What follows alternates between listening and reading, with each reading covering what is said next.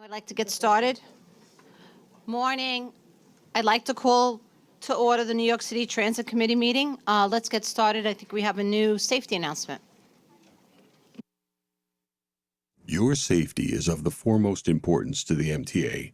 Therefore, we ask that you listen and adhere to the following instructions. If you witness an emergency, notify emergency personnel in the room and call 911 immediately. Please follow any audible instructions provided through the public address system or visually on screens in the event of an emergency.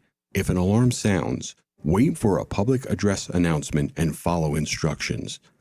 If told to go to another floor or to evacuate the building, leave all unessential items behind and use stairwell A just across the main hallway or stairwell B down the hallway past the elevators. If you have a mobility disability or cannot self-evacuate, please proceed down stairwell D or E if instructed to go to another floor or evacuate the building. MTA staff or emergency personnel will assist you from there. An automated external defibrillator, AED, for use by trained personnel is in the main hallway just past the elevators. If you need assistance during an evacuation, please tell an MTA staff member or emergency personnel. Thank you and have a safe day. Thank you, everyone. Let's move to our public speakers. Good morning. We have 17 members of the public registered to speak today. We ask that all public speakers adhere to the MTA's rules of conduct and decorum.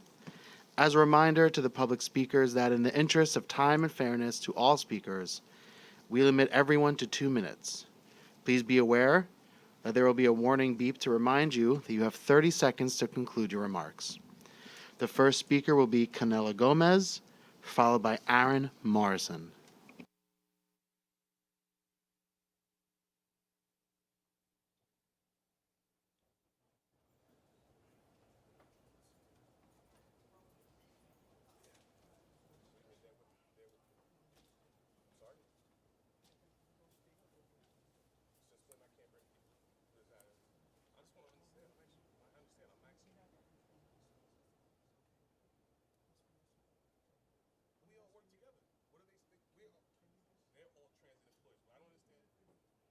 It's really a big thing. He's the vice president of the TW Local 100. He wants to have RTO members around him when he's giving his speech. Is it really that big a thing? I'm going to speak right there. They're transit employees. You're saying protect transit employees. I understand, but they're transit employees. That's it. They're transit What? employees. We have members of RTO that want to come up and surround their vice president while he's giving his comments. I understand that. And they're being stopped by security from doing it. It's utterly ridiculous.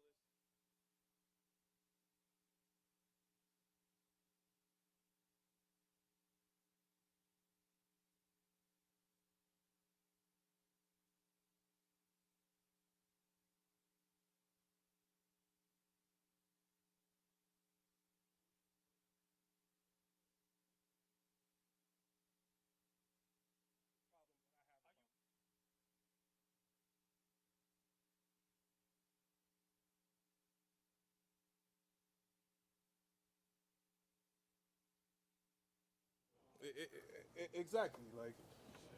Like this is train operators and conductors. Like I don't understand. No, I get it. I'm not. This is just a conversation. Like I told him, it's not an argument. It's just a conversation. Just a conversation. Thank you. Good morning, Demetrius. How you doing? Oh man, and don't beat me when that 30 seconds thing go either. All right.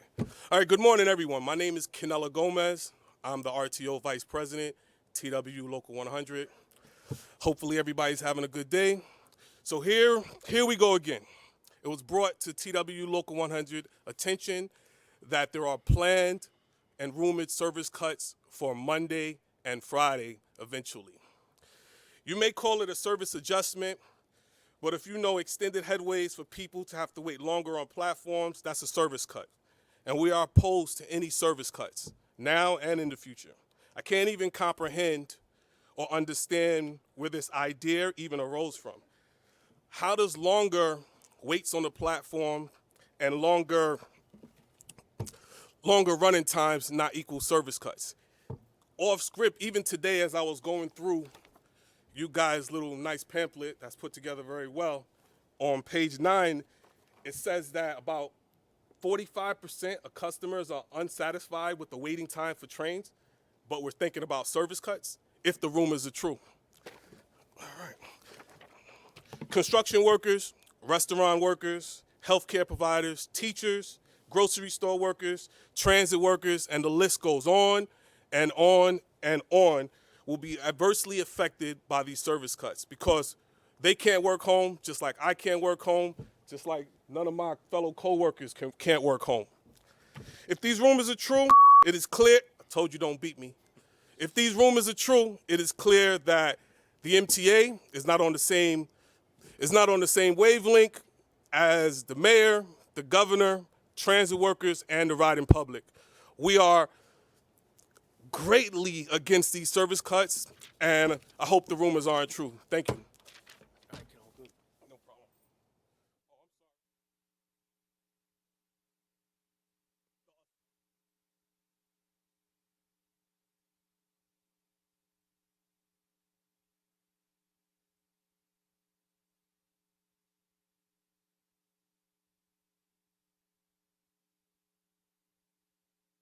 Saturday night, we had a conductor punched in the face at 179th Street. And Sunday night, a conductor was punched in the face on the A line by Canal Street, if I'm not mistaken. You know, we have to really start working together and get a real plan of strategy for these assaults. Thank you very much. Thank you for your remarks. Our next speaker is Canela Gomez. Thank you. Back. Since he caught me again, I want to talk Oh, no, I'm sorry. Aaron Morrison, my apologies, my apologies. Cut the mic back on, it's too late. I want to talk about, since you gave me another 2 minutes, I want to elaborate on these assaults really quick because these assaults are greatly affecting myself and my coworkers. I'm not sure if all of you guys are notified whenever there's an assault in the system, but whenever one of my coworkers get assaulted, I'm notified. So I find out about all the assaults. Right now, I will say I'm very happy to see that the plan to have NYPD finally stand by the conductor position instead of by the fare box or down the platform. I'm happy that that's going on.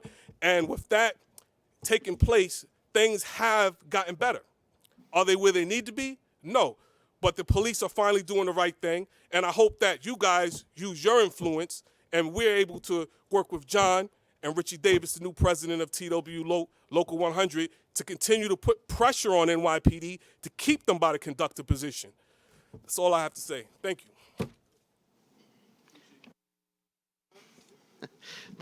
Thank you for your remarks. Our next speaker is Aaron Morrison, followed by Charlton D'Souza.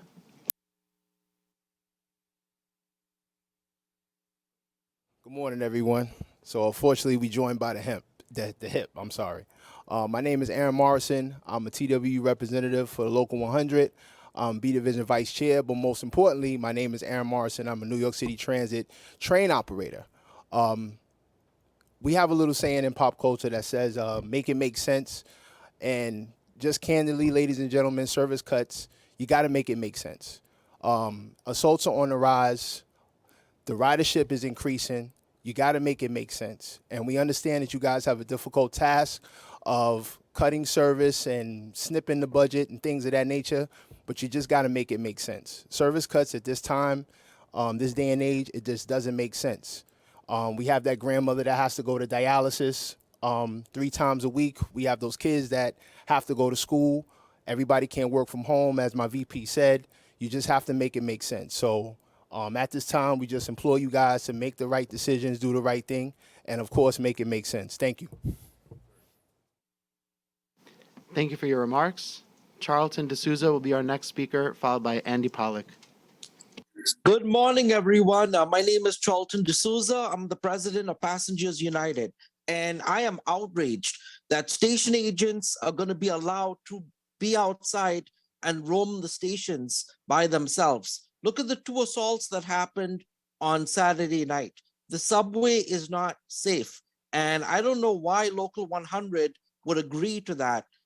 without having a full conversation with all the station agents. You guys sold the station agents out. And for that, I say that that's a safety hazard because these two agents that were assaulted on Saturday, it's my understanding they were inside the boat.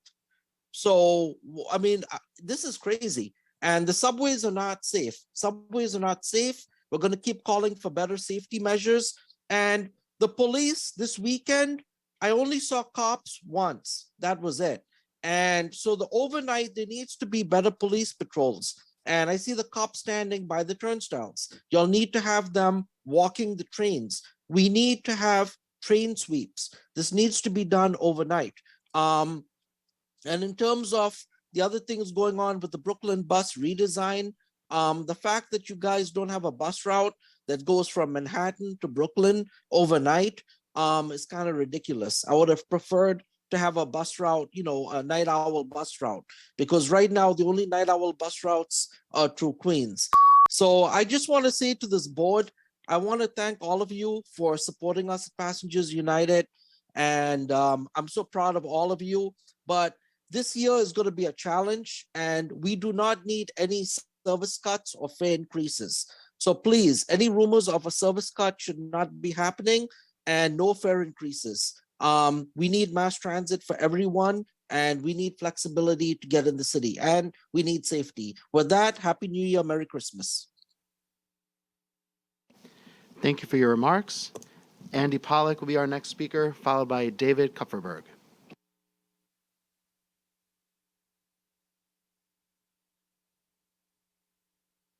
Okay. Hello there, everyone. My name is Andy Pollack, and I am a member of Passengers United. So let's get into a couple of things I want to discuss before the end of this year. Number one is, of course, safety, safety, safety. Yes, even though assaults in transit are still going up this year, there's been a couple of positives that I have been seeing specifically from Transit District 20 this year. Number one, the concerns of mine about homeless panhandling at Kew Gardens Union Turnpike over the years are finally being addressed. This calendar year, particularly at the Kew Gardens Union Turnpike subway station on the E and the F line, particularly, like I've mentioned in the past, off-peak weekdays, I have been noticing barely any panhandling, which is a good sign. I've been feeling a little bit more safer using that station this calendar year, just for the record. And also, I have been noticing a lot more cops have been patrolling Flushing Main Street on the 7 and at Jackson Heights Roosevelt Avenue. So let's keep safety as a focus of emphasis in the new year. And also going into the new year, we still need to address operator availability issues, because last week, the Q12 and the Q13 routes, operator availability, Q27 last week, same situation, and a couple of Q46 limited trips going eastbound to Long Island Jewish Hospital last week. Some of those trips didn't even get filled because of operator availability issues. So operator availability and safety need to be the emphasis of what we talk about going into the new year. So I'm going to wish everybody a happy holiday, and I will be speaking more in 2023. Thank you very much for letting me speak today. Thank you for your remarks. Our next speaker will be David Kupferberg, followed by Gene Ryland. New York City's mass transit peers are London, Paris, Tokyo, and the island nation of Singapore. Our philosophy is choosing between ridership and coverage. It is like a prisoner who has not eaten and drank for 24 hours if that person wants either food or water. We believe that ridership and coverage are important to a well-functioning mass transit network. We eschew the diversion of resources from one neighborhood to another, and think that if a mass transit entity could afford to do an enhancement, that entity could do similar enhancements elsewhere. But we are different than our peers in the sense of bus stop spacing. We prefer to give people a shorter distance to walk to a bus stop. We prefer 2 to 3 street blocks apart. But MTA service planners and NYCT DOT think otherwise. For example, NYCT has made the distance between bus stops along Northern Boulevard and 35th Avenue in Queens 4 to 5 street blocks apart. The people who live in the surrounding neighborhoods hate it. Many are demanding that some stops be restored. The Brooklyn Bus Network redesign draft plan is worse than the current service. For example, the diversion of the B16 from 56th, 57th Streets to 60th Street has been on MTA's wish list for the past 20 years. This was not done then because the surrounding community wanted access for the WIC program my Modernity Center maintained, and the change had virtually no support. The community, however, is willing to sacrifice this route path if and only if the B16 becomes a true Fort Hamilton Parkway service. The B64 is still long and circuitous. It should be streamlined. As that 13th Avenue, 14th Avenue service must be maintained, new services would have to be provided. My preference for my enhancements for Central and Southern Brooklyn, provided as appendices, have not changed one iota. Go back to the drawing board. Thank you for your comments. Our next speaker will be Jean Ryland, followed by Alita Dupree.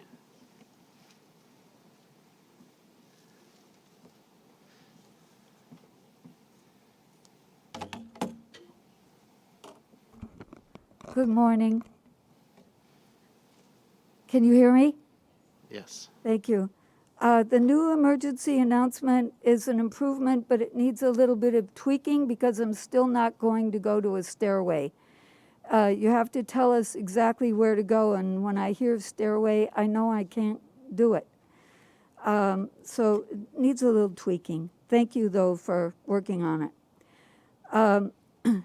I want to talk about the elephant in the room, maybe two elephants, because it's an important safety issue with accessoride brokers.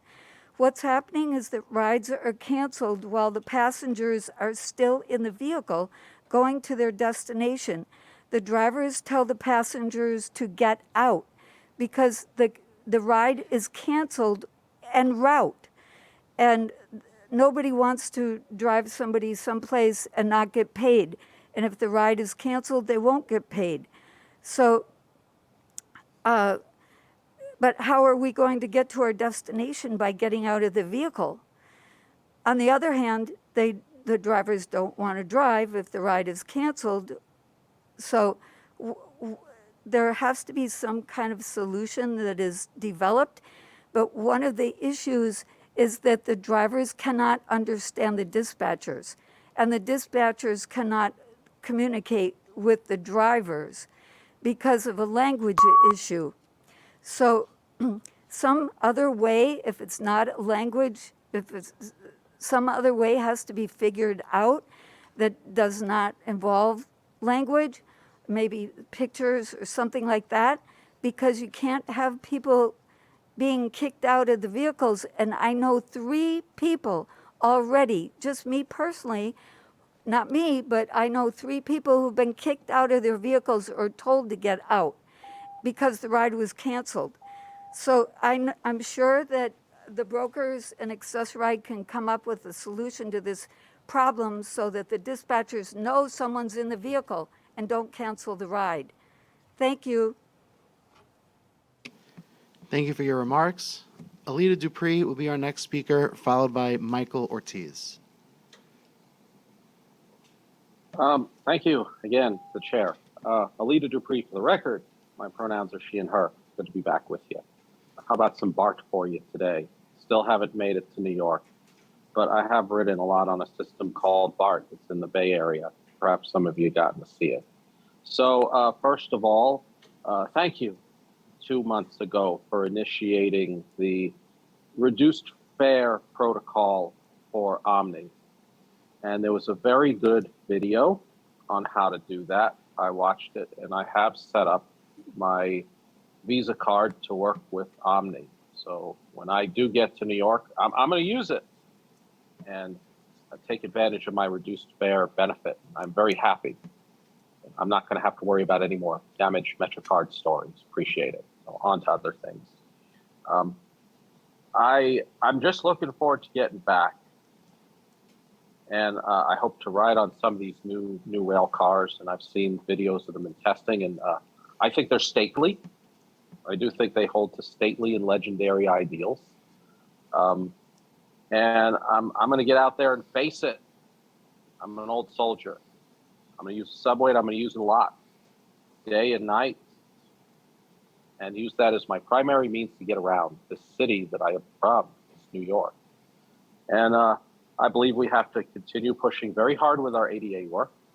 I've climbed up some stairs in BART stations, but many can't, so we have to accelerate that.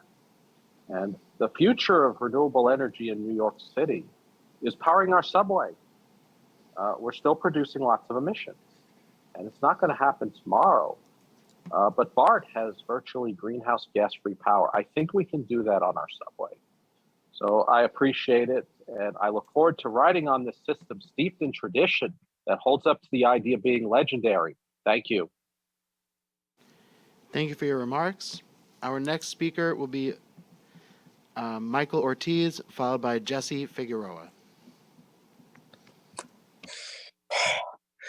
Good morning to the board today. So today we're going to be talking more about the Brooklyn Bus Network redesign. Now, today I've been hearing that the B16 bus route that runs on 13th and 14th Avenues will now be diverted towards 60th Street. I think that's a good idea because 57th and 56th Streets are completely narrow. Now, why do I say it's narrow? Because there are some times that the bus has had to back up on 57th Street because there's an illegally parked car blocked over there. My second part is extending the route east. Why are you extending the route east if it's only going to cause bunching along Clarkson Avenue? The next thing I want to talk about is having the route maybe extend a little further up north to Medgar Evers College. So that way it could connect with the 2, 3, 4, and 5 and the Franklin Avenue shuttle.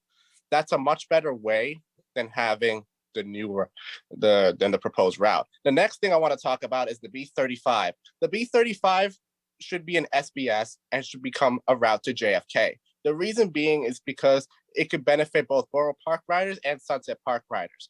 Maybe have the route start at the 36th Street D, N, and R lines so that it can benefit those riders as well, along with the ones that use the F and G.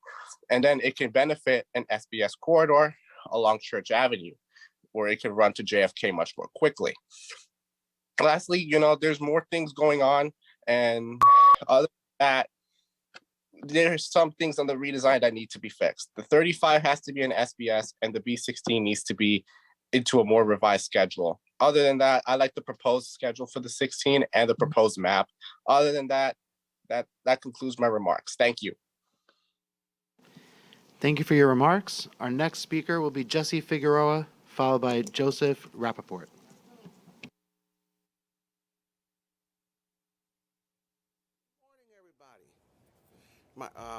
I'm a disabled veteran. I am a voluntary MTA advocate because I like to help people where they got to go, and if there's a problem, I help them out as much as I can. I'm here to address multiple problems. I'm just going to try and squeeze it in.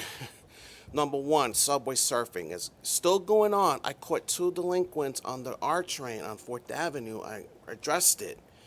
They fled because they saw me with my patch. They thought I was an MTA employee, so I notified the train conductor and all that. There's also problems on buses. We got fare evaders sneaking in the back door, and mostly in Brooklyn, like B6 or B70, for example, and other boroughs. I've seen it, and it's gone out of control. So I had to ask people to get off. So other than that, we had a DOA this morning at Grand Central.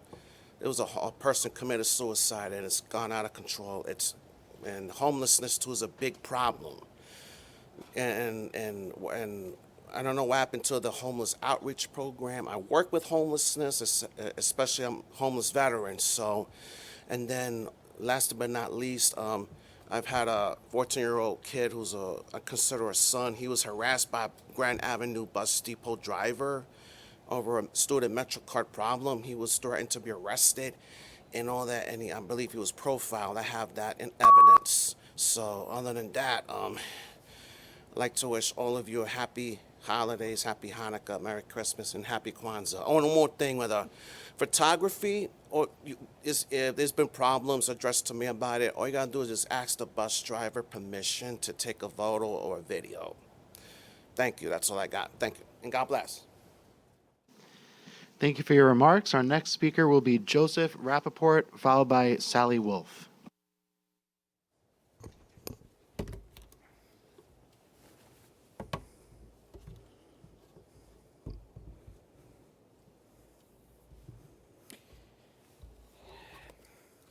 Hey, it's COVID.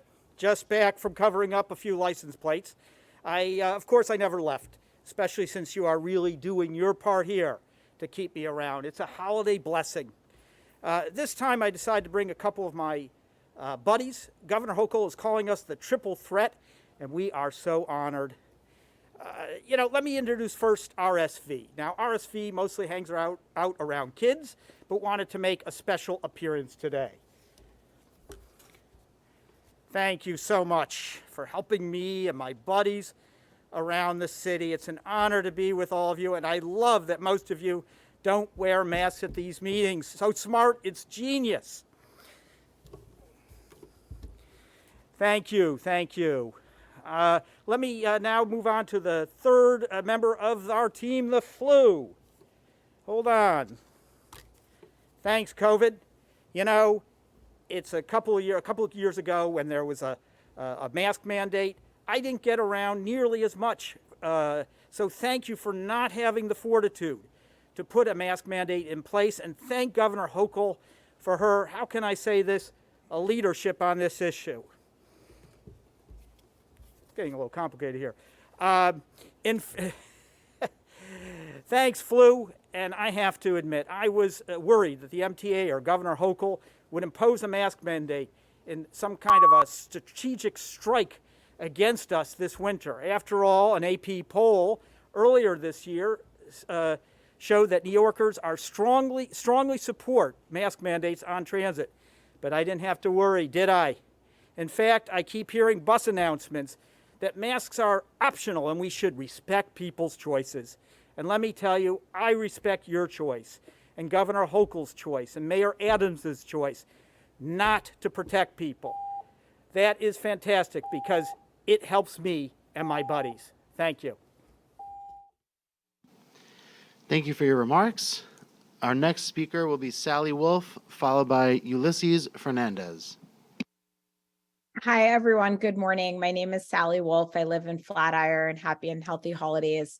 And thank you for this opportunity to speak again. It's the fourth time that I've been at these committee and board meetings. And when I first came in September, I didn't expect or plan to keep returning. Our time is precious, yours and mine too. Yet here we are. And I'm back again to voice the same idea to create safe spaces, masked cars, or sections of cars for anyone still feeling cautious. I don't have Joe's props, but I share his mission. And to the extent of my knowledge, nothing has been created, no broad attempt to implement or even pilot the idea, despite its simplicity and the lack of expense it would require. When I ride the subway, it's for one of two reasons, usually. To see the people I love most, I am a daughter, a sister, an auntie, a friend, or to see my doctors, people I appreciate deeply and need to see as a stage 4 cancer patient. The trains connect me literally to the most important people in my life. They are a passage to sources of joy, my parents, siblings, nephew, nieces, friends. They are a passage to health. And you all deliver that, the joy, the hugs, the love, the health. And focusing on health, I want to invite you to think about a time that you desperately needed to see a doctor. And I'm guessing your biggest concern wasn't whether you could get to that doctor safely. It's unnecessary to have to worry about that on top of whatever health issues people are juggling. So I'm asking, what will it take for a change? We are in a triple-demic, a tridemic, call it what you want. Just this morning alone in my Manhattan building, I got an email about 3 new cases just in my building. This is practical. It lets all of us do ourselves. It's you do you, but it lets us do it safely in areas of cars or in cars that feel good. Thank you so much. I am happy to help implement this or brainstorm, etc. Happy and healthy holidays to you all. Thank you for your remarks. Our next speaker will be Ulysses Fernandez, followed by Christopher D. Greif. Good morning, members of this committee. As you may have heard previously by other callers in this meeting, our transit isn't the best that it can be. We are dealing with subway stations that are seriously neglected in many aspects, from tiles and paint coming off the walls to rats running around the station, with no real improvement for years to any of these concerns. In addition to the new surge of violent crime and homelessness plaguing the stations that we use to commute. All of these problems should be looked into by this committee. Also, the height of the COVID pandemic has passed, and people don't want to be wearing masks for the foreseeable future. So that's best not to listen to the COVID Karens that are proposing bringing them back during this holiday seasons, as they are a small fringe of New Yorkers. No credible data has come out in favor of preventing masks for COVID transition. Even the World Health Organization refuted preventing the spread of masks used by the virus. It's baffling to me that some people want to keep the mask mandates in our city indefinitely with no time frame when all the restrictions will be ended. Also, we have a problem with MTA's employees, specifically bus drivers, not appearing at scheduled times, but instead starting their route at the same time, back to back, in order to finish their runs at the same time with their friends in order for both of them to get lunch. They do not do so, and there's no strict supervision as put in place by supervisors who put their friendships over their jobs and customers and passengers.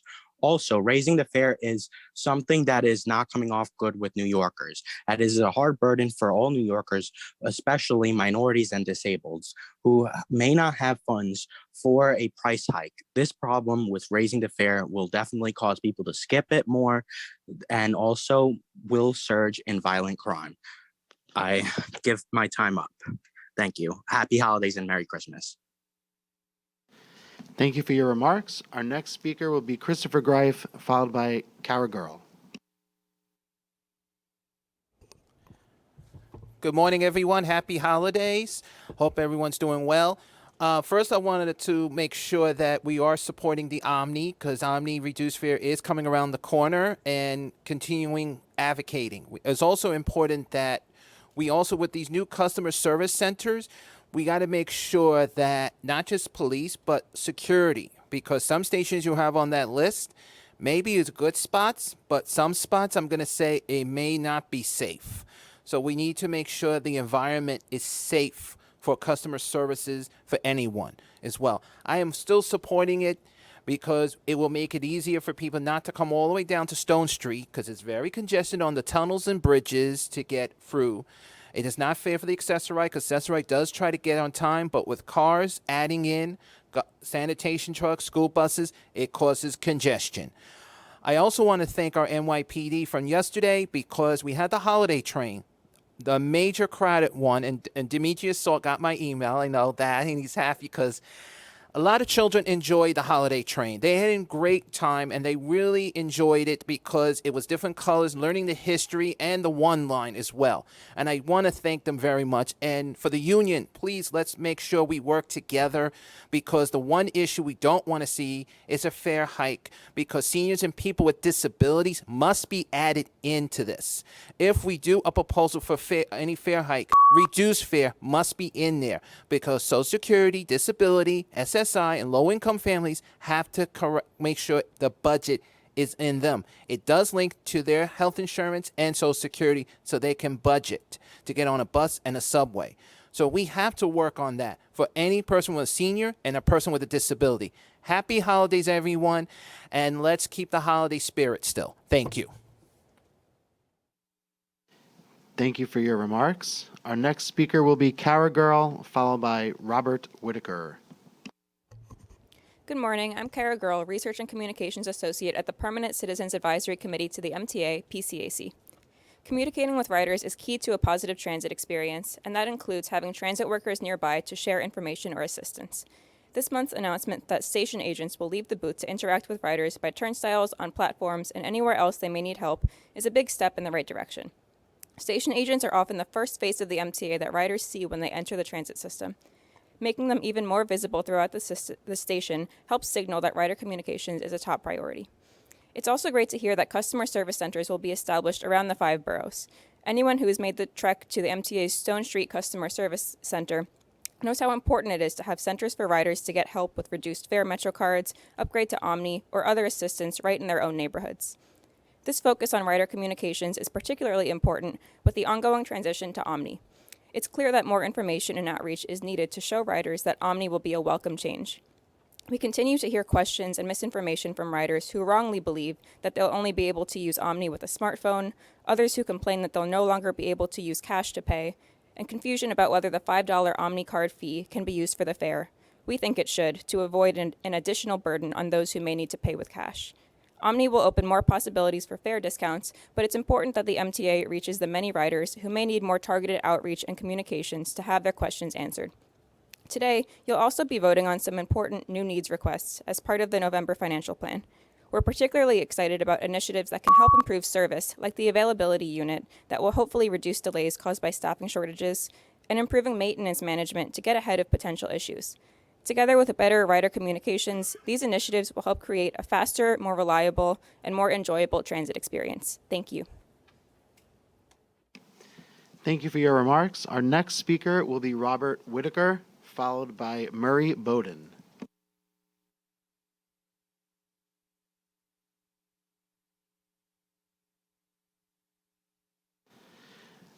Robert is not with us over Zoom, so our next speaker will be Murray Bowden, and then our final speaker for today will be Jason Anthony.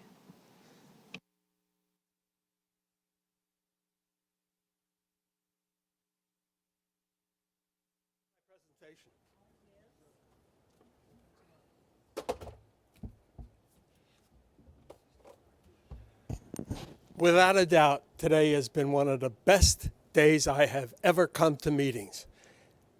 You have shown a flexibility to think out of the box and go forward, and that's important. I'm interested in safety. You've been giving out hats to your crews for years and years and years. That's the way it should be. A yellow hat with your birth, so we can see you people. All kinds of people have shown the flexibility today that hasn't been here before. You've heard a lot of bad things. I want to tell you that the people that use you, that I talk to, my grandson and his generation who use this regularly, they're very happy. People are coming back to New York City because they want to be here. They feel comfortable. And you've heard things, yes, there are financial problems. I know that. They'll be solved. Because this area, this leadership is leading in change. There needs to be flexibility. What you saw before where there were somebody with I brought a backdrop, that's flexibility. Yes, there were strict rules, but those strict rules were before this, the cell phone camera. It changed the way information is distributed. Be honest with people. Tell them the truth. They ain't stupid.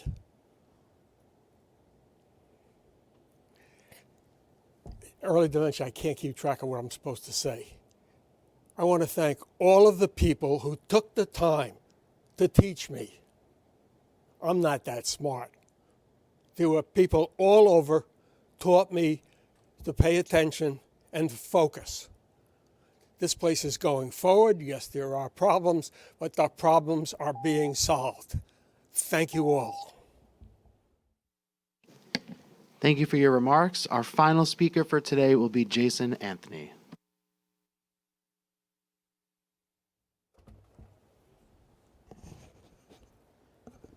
Good morning, Rich. Good morning, Haida.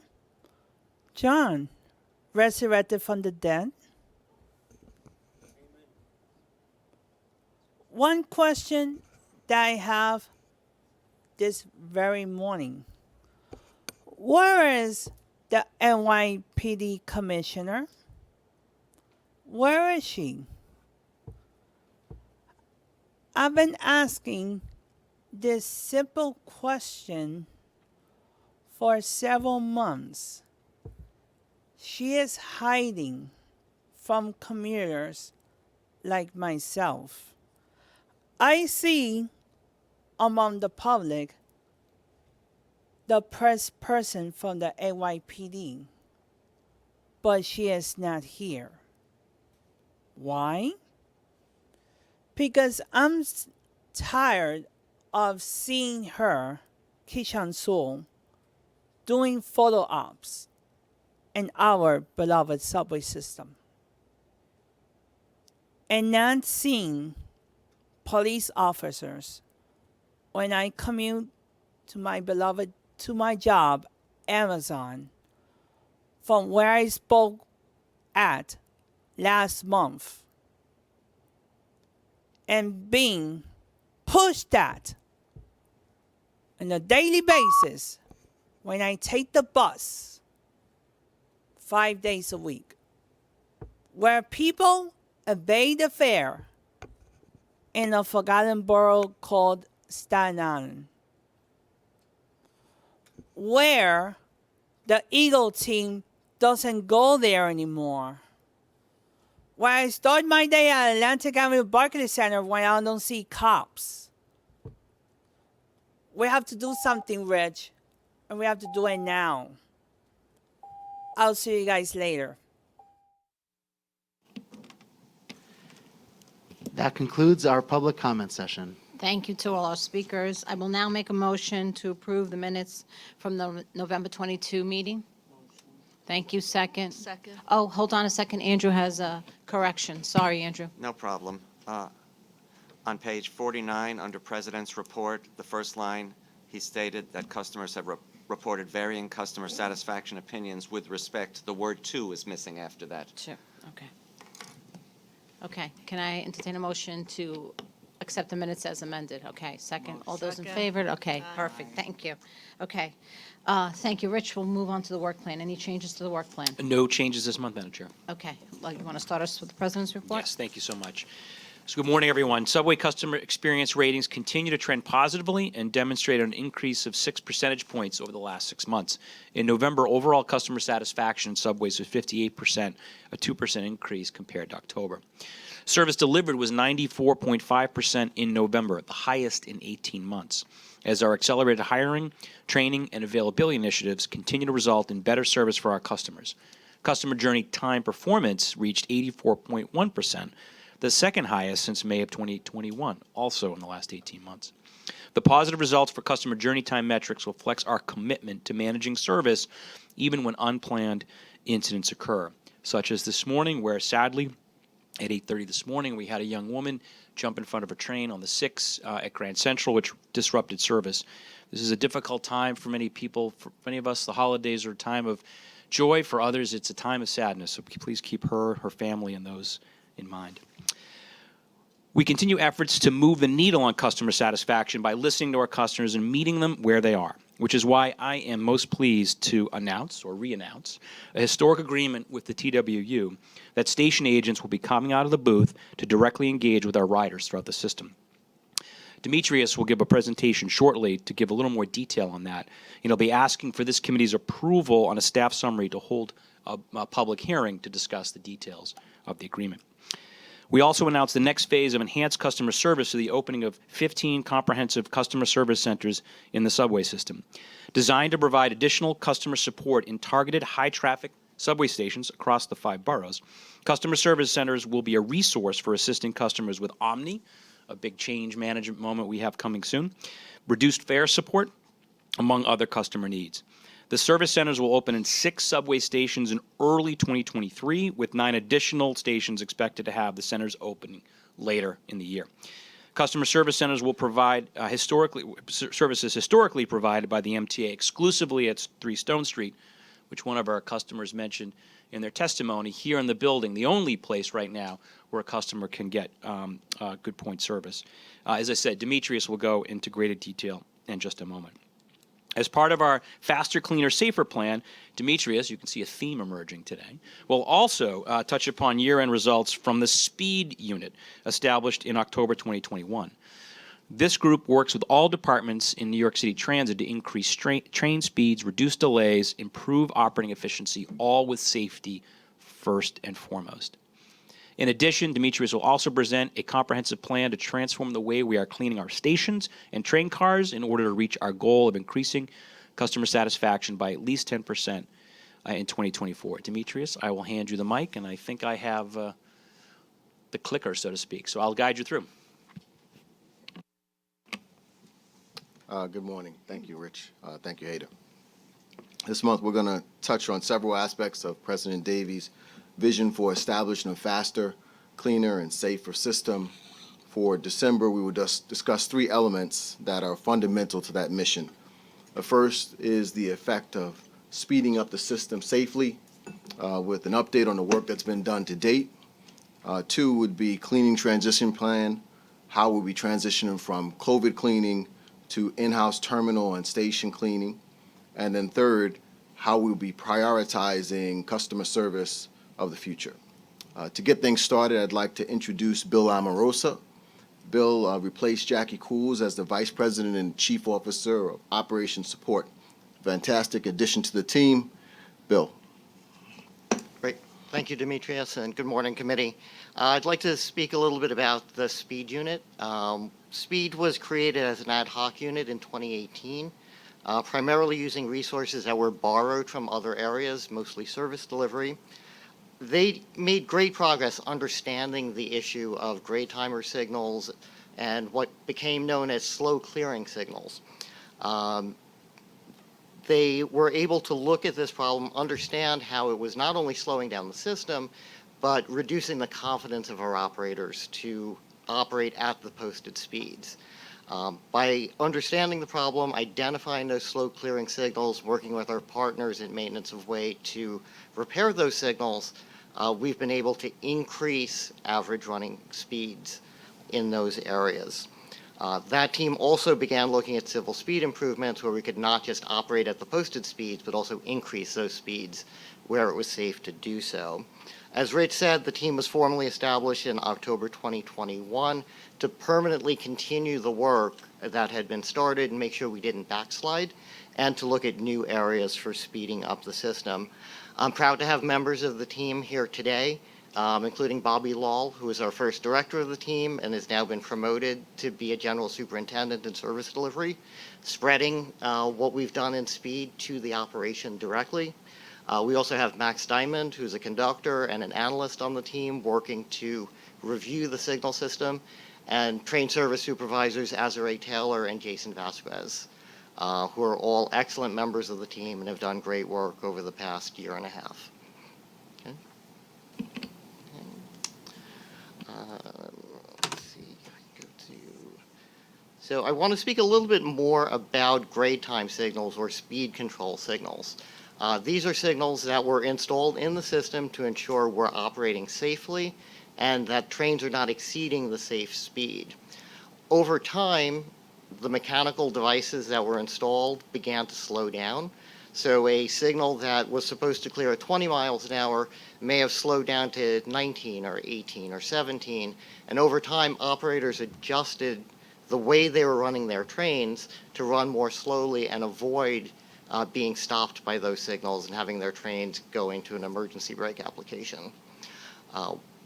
We went through an effort to test all of the signals throughout the entire system, understand where there were signals clearing slowly, correct those issues, recalibrate the signals, and upgrade them from mechanical to digital timers. The mission of the SPEED team now is to twice annually retest all of those signals. And we are very pleased to see that the corrections are holding up, and we only find a very small percentage of signals that are failing that retesting. And when we identify them, we work with our partners in maintenance of way and engineering to very quickly correct them. That's building confidence among our train operators and allowing the system to operate faster. As we've corrected these issues, we've also been able to move on to other improvements that allow us to speed up service. You'll see on here terminal communications improvements.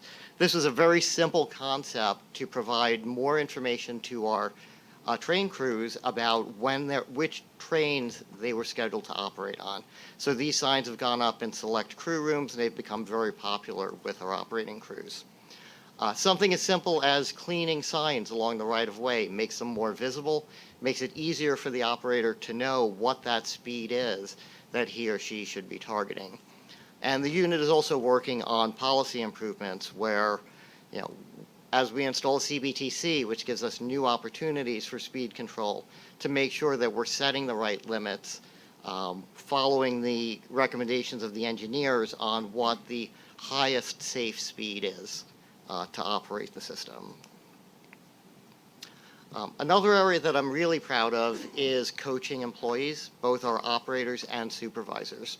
The coaching is all about positive reinforcement and working with people to understand when they're not operating optimally. We were able to use some data to identify certain operators whose running times were statistically different from their peers. And we're able to go into the field, observe their operation, talk to them, understand why they were operating that way, and then coach them to improve their operation. That, again, is building confidence in the signs and signals, clarifying the expectations and the rules, and really being a positive way to improve the operation of the system. Just as importantly, we've been working with all new train service supervisors to do a one-day workshop, making sure that they understand the technical workings of the signal system, not just how to operate within it, but understanding how it works, which gives them the skills to go out to their operators and coach them on how to operate more efficiently. Speed team is only 4 people, but when you train 57 TSSs and then move on to the other 300 or so over the next year, that's going to build the confidence throughout the system and allow things to improve throughout. One of the other areas that I think people are very aware of and that has been very positive is civil speed improvements. We had identified many areas throughout the system where there were speed limits posted over the years, some of them for reasons that have since changed and we're able to speed up operations. In other areas, we've rebuilt tracks, rebuilt signals to allow faster operating speeds. We've reviewed 767 of these proposals so far, approved 418 of them, and implemented over 350 of them in the system. And when we look at the running times of the various lines that are affected, we see that there are improvements on those lines and that this is having a positive effect on the system. And you can see in the image there, sort of simple image of cutting off the 20-mile-an-hour sign, installing it at 35, and speeding up trains. I'd like to close with just a few examples of the improvements that we've seen over 2022. These are occurring on all lines throughout the system in all 4 boroughs. In the Central Business District, as you'll see with some of the improvements at West 4th Street, we increased operation of the Downtown 4 in the Bronx near 138th Street. A pretty significant increase on the G line entering Fulton Street. It's one of the lines I use, and I can tell you from my personal experience that train is much faster now. So we hope that our customers are seeing these improvements, and we're going to continue working on them into 2023. Great. Thank you. Andrew, so thank you, William, and thank you for identifying the team, and congratulations, guys, and keep up the good work in 2023. Okay, Andrew. Thank you for that really interesting report. Are you checking all equipment types for undue lateral sway at some of these higher speeds? I have reported on occasion something to Demetrius, and there was undue lateral sway. Maybe it was an older car equipment, maybe it was an R46, for instance, or something. But are you checking lateral sway? Not specifically, but the engineers do go throughout the system. We have inspections on the tracks and structures on a regular basis. The car equipment folks are inspecting the cars on a regular basis. So if there is any issue related to the increased speeds, we're picking up on it and addressing it. Thank you. Okay. I see Midori's hand up, and Sharif has a question. Midori. Hi, Bill. Thank you so much for this presentation. I'm really excited, Demetrius and Rich, because I think this is one of the most tangible things that, can speed up things without too much of an impact on the budget. So thank you for that. Question for you, Bill. So at the end of your presentation, you talked about the impacts on certain lines. I'm interested, can you make any statement at all about what percentage increase in speed we've seen, either averages across the system or by line? I can't speak specifically to individual lines. When we've looked at overall running times during the peak period, we do see that they have decreased across the system on all lines, and there is a correlation with the speed increases.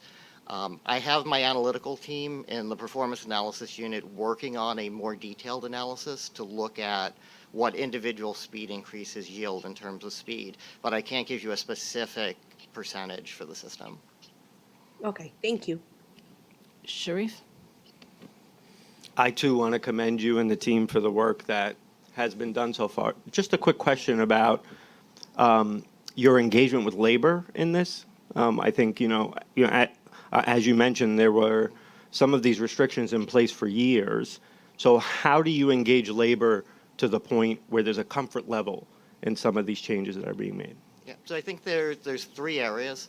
One is we have a communication system set up where we're actively soliciting feedback from the field.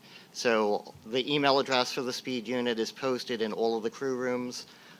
We've been spreading the word that if they see an area that they believe should be sped up or that should be looked at, we're encouraging them to contact us, and then we're following up on those recommendations. Whenever a speed change is made, a bulletin goes out and the word is spread again through the crew rooms, but also through line management supervision down to the operators to ensure that they know that what has changed and to be aware of the change in speed. So it's not that a sign just changes one day, but they're notified about it in advance and encouraged to follow the new limits. Any other questions? If not, thank you again, Bill. It was Thank great. you. Looking forward to hearing from you in 2023. Demetrius, you'll continue, or? Yes, I will. Okay. So just wanted to say thanks again, Bill, as well. Fantastic work for you and the team. A lot of times we see what our folks in the front line do, but we don't necessarily see the work that these folks do. You just feel it in the way we operate. So appreciate your work, appreciate the work that you've done in working with maintenance of way, signals, track, C&D, service delivery. It is without question a huge tackle to just make one adjustment. So each of these adjustments requires the help of several individuals. And just to go back to your point, Sharif, sometimes it's not just how do we get this specific track. The folks may tell you the area is not well lit. I can't see coming into this specific curve, and yet it's a faster curve. They may say the placement of where the car stop marker is difficult to see. But these folks are able to kind of facilitate that change. They're the voice of some people in the field. So we'll talk a little bit about cleaning at this point. Having and maintaining a clean environment both in cars and in the station environment is critical, specifically as it pertains to improving upon customer satisfaction.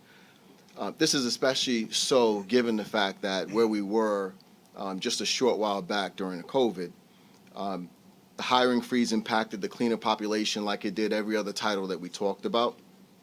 We supplemented our existing cleaners during that time with a contractor workforce where they focused on sanitizing the assets.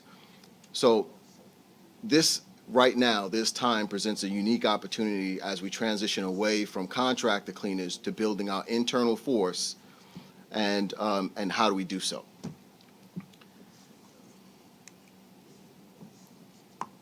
So the cleaning plan involves bringing on over 800 cleaners for both stations and terminal cleaners. To do so, the plan involves a team from HR.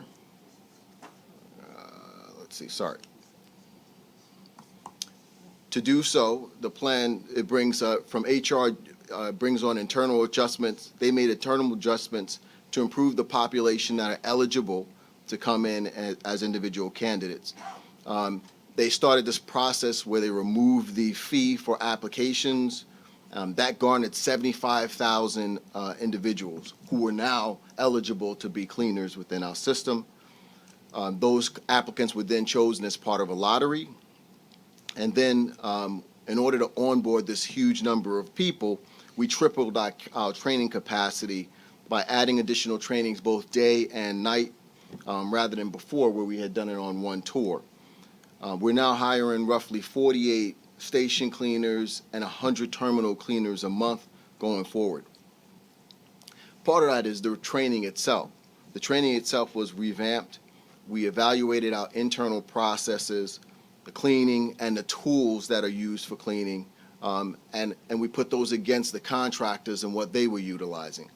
So the areas during this evaluation, the areas that the contractors had done better, they evaluated better than our cleaners. We modified our training programs to address. In instances where they mopped a little more, it wasn't necessarily that they're better at mopping, but the way that they structured their time for mopping impacted the way they were rated better. So that was that was changed into our training program, and we anticipate to be at full staff by the third quarter of 2023. The cleaning transformation plan is set forth on 3 bullets of success. The first is to set standards, what makes sense, how it makes sense, and how do we do it to succeed. The goal is to improve customer satisfaction. Ultimately, cleaning is one of those aspects that people see as soon as they come into the system or when they come on trains. So there's opportunity to improve upon our customers' perception. The second bullet is getting the resources in place. We talked about the training, having the training with the special tools to do what they need to do, and then able to meet what the customer's expectation is. And the third part is how do we supervise those results, the quality and consistency, to audit the performance, and also to empower people with the ability to do the right thing. And at the end of the day, we have to recognize those who go above and beyond in doing the performance of their duties. It's one of the areas that we do fall short from time to time. The next step would be opening up 9 of the public bathrooms. In January of 2023, we'll be opening bathrooms at 9 stations, 2 in the Bronx, 2 in Brooklyn, 2 in Queens, and 3 in Manhattan. Currently, we're doing the maintenance to prepare these restrooms for service. But as you can see, we utilized a pretty broad brush when covering the boroughs for rolling out the public bathrooms.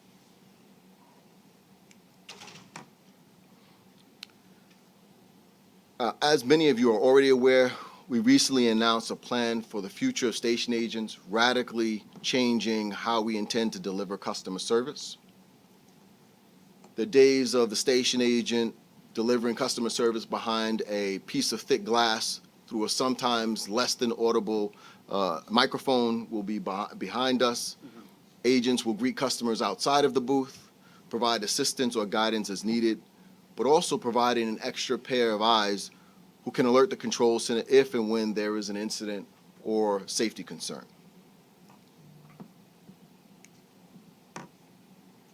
To prepare agents for this transition, we've developed a new training curriculum for customer service agents.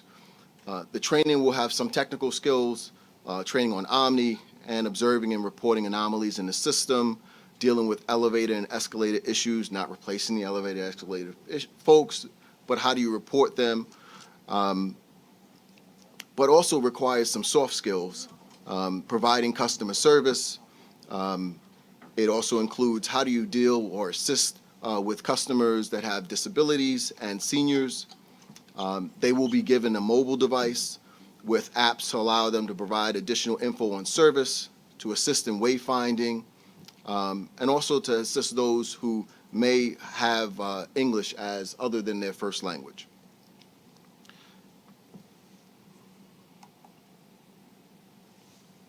The next step is establishing customer service centers. In this phase of we'll be establishing customer service centers throughout the system and many different locations, 15 different locations. Many of you are familiar with the trek to Stone Street for assistance. Well, we're bringing that specific ask where a person can go and needs a specific assistance. It will be closer to them than going to the Stone Street. It'll be closer to their home locations. At these locations, agents will be able to provide additional level of service, helping customers trade in expired cards, enroll in reduced fare programs, or transitioning from MetroCard to open loop only.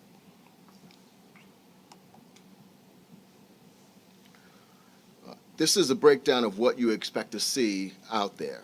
There'll be 11 booths that will be modified or upgraded to customer service centers and 4 new build-outs. Some of them include like a retail type space with seating, locations where people can fill out forms as necessary.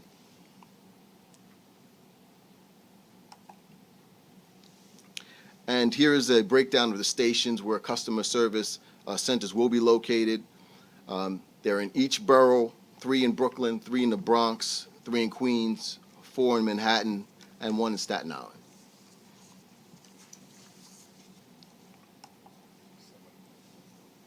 So the benefits we discussed with the station agents and this agreement that we have in place are transferable to the customer service centers. You can see the same tools that will be utilized will still be utilized to provide customer service in those areas. But you also note that there are some additional functional availability like delay verification that an agent would be able to provide.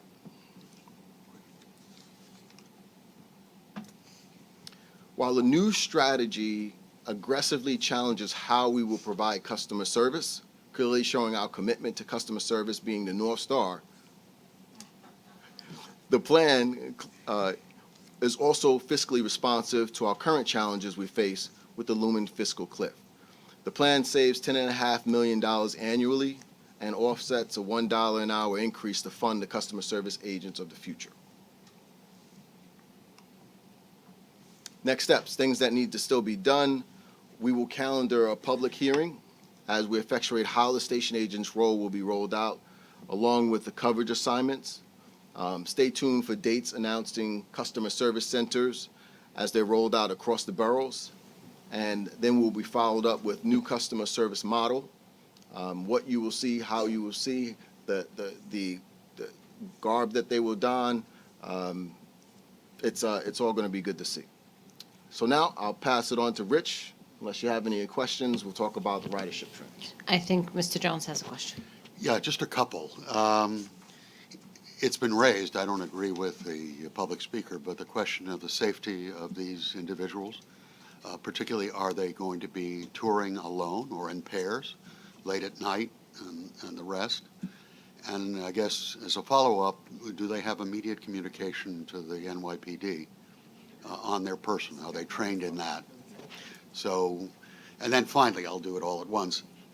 The customer service stations that are they linking to fair fares in terms of enrolling people who come up, if they're eligible, at least through the city vehicles, because we have very slow take-up beyond the 276,000 people who've enrolled. And clearly it's become Jano and the system's advantage if we can get more people into the program. So I'll leave it at that. So part of the agreement that we reached with the TWU is to evaluate the locations on a case-by-case basis, meet with the union, walk around to locations. So if locations are determined to be unsafe, if there's an unsafe element at a specific location, it's our obligation to get that addressed. But I think that communication between labor and management is like critical. If we do not have that communication, then what you say is absolutely possible. But so that collaborative, and it's part of the agreement itself that is to happen. I think the second question you asked about the communication. So we talked about the cell phone devices that they will have. In the booth itself, they'll still have access. They're not getting rid of the booth. So if an agent needs to get into the booth for safety, the booth will still be there. They still have access to the EBS system, which will contact the control center, and the phones themselves will still be able to contact the police if necessary, if there's an immediate need. But remember, they have access to the control center. There's an officer in the control center. They dispatch the police like almost immediately for issues. And the final thing is fair fares. What is the relationship now in terms of promulgating that through these new station agents?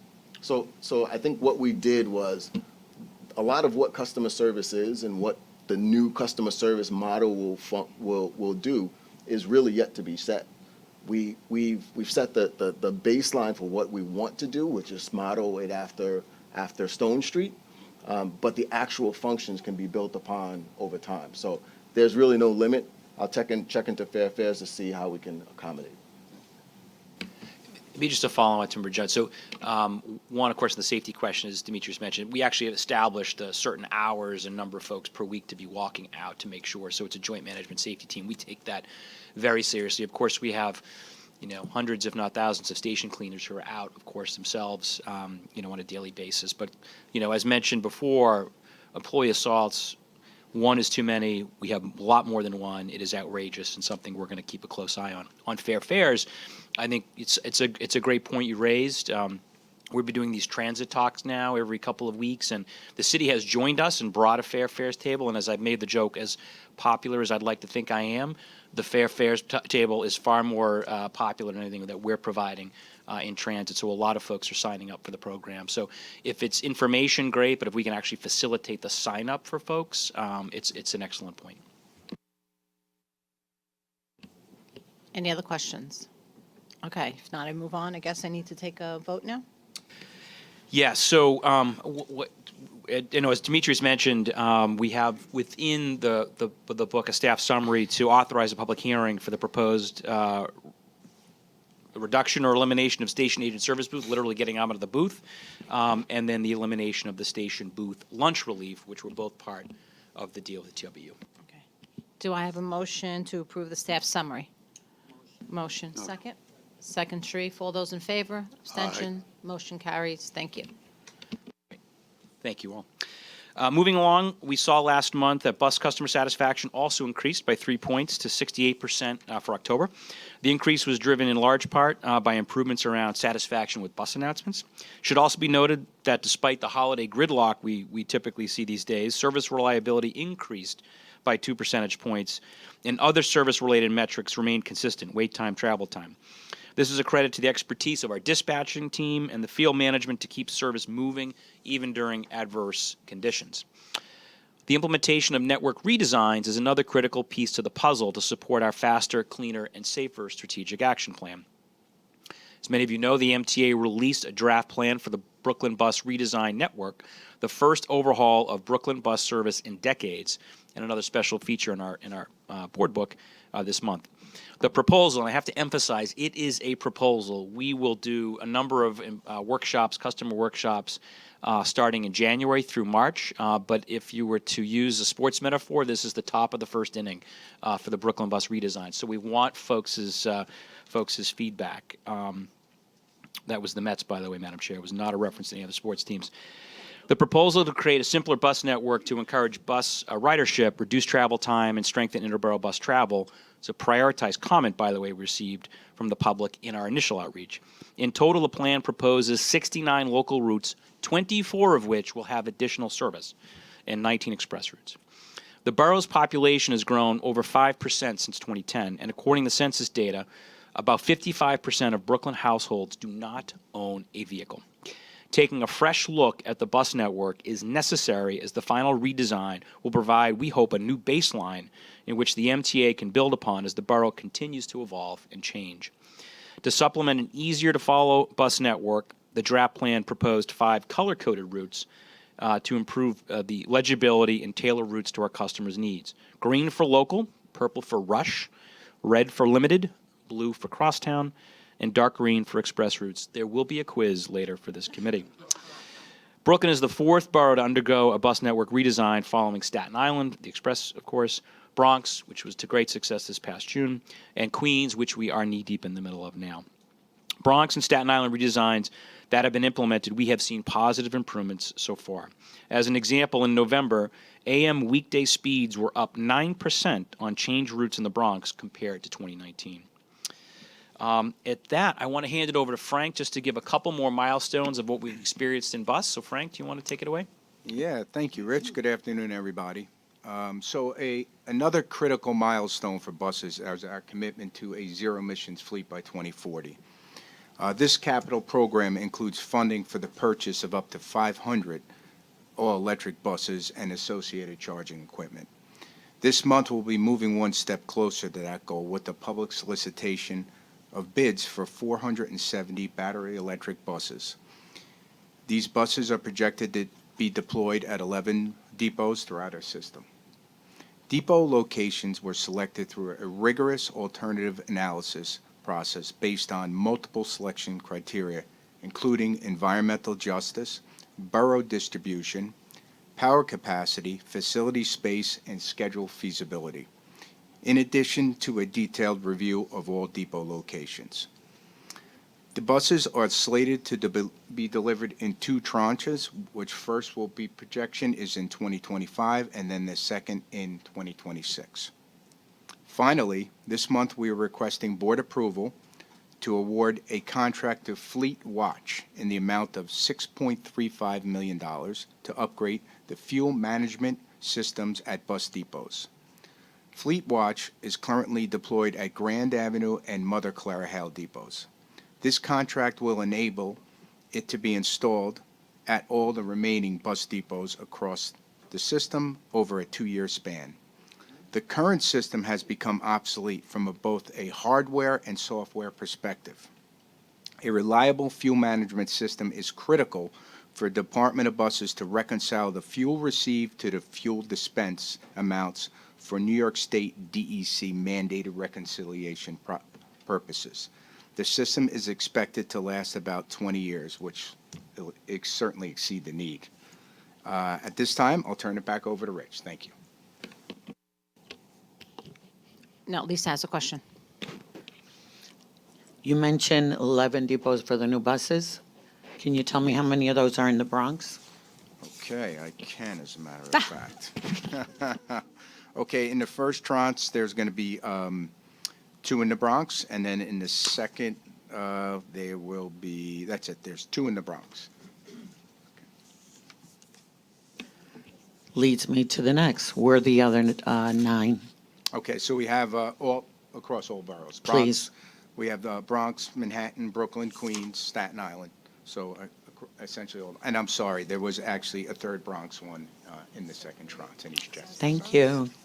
Selfishly, I always have to take care of my borough. Yeah. There was a 3rd Bronx one immediately after you asked the question. Let me note that for the record. That was the either or. So Good job, Frank. Good job. Frank, once again, quick on his feet. Just a quick update for Accessor Ride. So customer satisfaction dipped a bit in November to 65%. But as a reminder, paratransit performance data takes about 30 days to accurately reflect service delivering with a satisfaction rate. And I can tell you already what I've seen in November and December, we should expect an uptick in satisfaction. Chris and the team, despite the rise in ridership, we often don't talk about this. Paratransit is now close to 100% on some days, pre-pandemic levels. We're getting excellent both on-time performance for 30 minutes and the new mark that Chris has set down for 20 minutes, which would be leading paratransit. So good news coming. No, I just had Frank, bus lanes, what's going on? We're finishing up our 2022 right now. Okay. And we're actually prioritizing. Some have been pushed over into 23 that are expected due to certain delays, but we continue to work with DOT in prioritizing those and, working to hopefully expedite them quicker than we're moving right now. And what are the delays, do you know? Is it us, is it them, is it the No, combination? I think it's there's delays from all different aspects, right? There you have to community outreach has to be done, diligence there. Then there's also some contractor delays, right? The availability of contractors, getting the contractors out there, the availability, and also, hiring for employees. So. Okay, thank you. And so on broker service, we completed 93% of our trips within the 30-minute window from the promised time, slightly under our goal, but the results, we're still pushing for improvement. Overall, our no-show performance was per 1,000 scheduled trips has significantly improved, 72% on primary carrier and 24% from October 21. So over a year, we've significantly improved our paratransit performance. Before I close, I do want to move to the ridership trends question. I know this came up earlier, and just want to put down any rumors and be clear about what we're looking at. And so I think when I took this job back 6 months ago, I promised this committee and the board that we would look at the data around ridership and just be very clear about what we were seeing. And what we're seeing is still, in this past fall, we've been watching closely, as Mondays and Fridays are softer when it comes to ridership. As you can see, the average ridership for Mondays is about 3.4 million, where Thursdays is now averaging over 3.8 million. And the days in which we tend to achieve our records, we achieved just shy of 4 million customers, was 2 Thursdays ago. That tends to be our highest ridership day. For AM peak, I think it's in particular to look at, we're seeing a significant change in ridership on Fridays as well. So, Mondays tend to see a little bit better vis-a-vis Friday, but again, if you look at our averages for the weekday, Mondays and Fridays continue to be soft. And then lastly, what I wanted to show is a percentage of ridership pre-COVID by day of week. And so while weekdays are in the 60, low 60%, and Saturdays and Sundays are trending much higher, 75% on Saturdays and almost 75% on Sundays. And so, we don't have a board action or review today to be had. In fact, it's an informational item because the suggestion adjustments we're going to make will reflect this. But let me explain them briefly. So what we have decided to do and what we'll be providing to the board as an informational item next month is enhancing weekend trips on the G, J, and M lines. Enhancements like this will make it easier for folks in Brooklyn and Queens to get around the city to meet up with friends, family, and experience the millions of things New York City has to offer. The changes would increase scheduled trips on those 3 lines in the weekends, improving headways by 2 minutes. These 3 lines are used, as I said, by Brooklyn and Queens riders to transfer to other subway lines typically. So having longer headways on the weekends, in fact, impacts them as they transfer. We're also looking at an earlier start to weekday A and C express and local service to reflect post-COVID morning rush hour patterns. Manhattan-bound A express service will commence 1 trip earlier during the morning rush to help riders in East and Queens and the Rockaways, blue-collar workers who need to get into downtown Manhattan before 7 a.m. To complement the early start to express service, 1 rush hour C trip will be shifted to early in the morning. There are no impacts to customers there. We're also making minor service adjustments to reflect the soft ridership on Mondays and Fridays on the 167, EFL, and Q lines. Subway ridership overall has been consistently lower on Mondays and Fridays than midweekdays, reflecting the growing trend of hybrid work. As a result, our suggested changes will add wait times from 3 to 30 seconds. Let me repeat that, 3 to 30 seconds for specific time periods affected by the change. These service changes would go into effect in June of 2023. Due to our pick process with labor, we'll give draft changes to labor in January, and there would be a pick process that would go into effect in June. I just want to point out that data has really driven this item, and as I mentioned that ridership, we have been running 100% pre-COVID service for ridership that is well below that. And I think the changes reflect what our customers are asking for and how our customers are using our service, which is more weekend service proportional to pre-COVID and less on Mondays and Fridays. The proposal itself, the total cost impact is a savings, I think, of $1.5 million. So this is not about a budget savings at all. As we know, the fiscal cliff is factors maybe of 100 of that. So this is not about saving money. This is about changing service that reflects our pattern of ridership. Lastly, I would say those who have been with me or at MTA longer than I have told me that this is a routine, that prior to COVID, these kinds of changes would be routine. I think the difference is that we're not making the changes throughout the week because our customers are riding the system very differently. So with that, that ends my report. John, you have a question? Yeah. This just landed on my radar roughly this morning. And I do want to let you know that the local is telling me they have no detailed information on this. So it's difficult for us to make an assessment about the level, the exact nature of the cuts without specifics about it. So I would ask that you instruct your folks to give my folks the information. They'll have it by the end of the day, John. I apologize for that. Yep. but we will do Appreciate that. And wait, I'm not done yet. There's all the difference in the world between negligible cuts or what I referred to you before as nibbling around the edges and cuts that require you to fulfill, your mandatory obligations under New York State law, under the Public Authorities Law. And again, it ties back to the first thing I said. We have no idea if that's the case. And frankly, we don't trust anybody to make that assessment except us. And the quicker it gets public, the exact nature of the cuts, the quicker that the riding public can be involved and begin assessing, and certainly the quicker we can assess. And, it's our work plans that are being affected by it. As you mentioned, it's our pick. And I think that's about it, other than to say that this is looking like there might be some action here. It's been rather dull since Larry Schwartz got tossed off the board. So looking forward to the debate. All right. Medora, you have your hand up. Yes, but I'm not sure how to follow that one. But thank you, Rich, for clarifying. Of course, I haven't seen anything in writing, but I just want to make sure I understand. It sounds like what is happening, and I'm obviously going to be generous. It sounds like what is happening is you're seeing that subway ridership increase again on weekends, and you're trying to figure out kind of where to pivot the service. So thank you for highlighting that it is a savings, but you said it was like under 30 seconds in terms of wait time. So this sounds, and I just want to, is it appropriate to call this kind of operational tweaks, or this isn't something that is going to flag what John mentioned, which was a public authorities law kind of process around hearings and all that? Is this just about the pick and the schedules that you're putting in the pick?